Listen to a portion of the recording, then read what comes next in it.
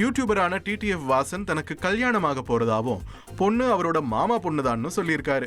5 வருஷமா 2 பேரும் காதலிச்சிட்டு வந்த நிலையில டிடிஎஃப் வாசனுக்காக அவரோட மாமா பொண்ணு வீட்டை விட்டே ஓடி வந்துட்டாங்கன்னு அந்த வீடியோல சொல்லியிருக்காங்க.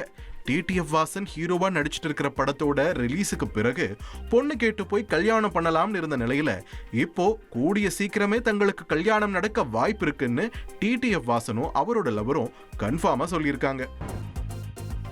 புருவத்தை அசைச்சே இலசுகளை கட்டி போட்ட நடிகை பிரியா பிரகாஷ் வாரியாரோட புதிய வீடியோ ஒன்று இன்ஸ்டால தீயா பரவிக்கிட்டு இருக்கு.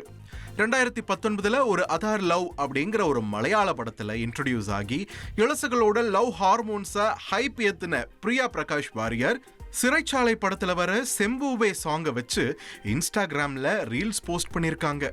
ஃபுல் விண்டேஜ் சாரி கெட்டப்ல அவங்க இருக்கிற இந்த ரீல்ஸ் வீடியோ இப்போ சோஷியல் மீடியால தீயா பரவிட்டு இருக்கு.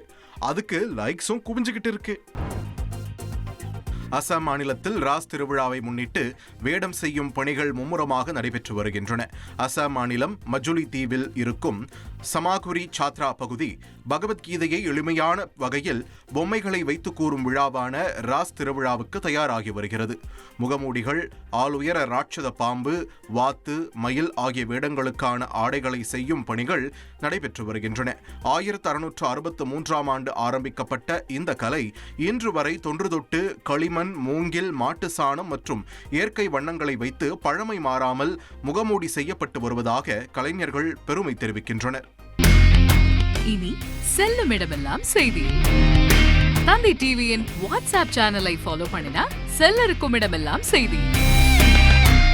இதோ QR கோட் இப்பவே ஸ்கேன் பண்ணுங்க, ஃபாலோ பண்ணுங்க.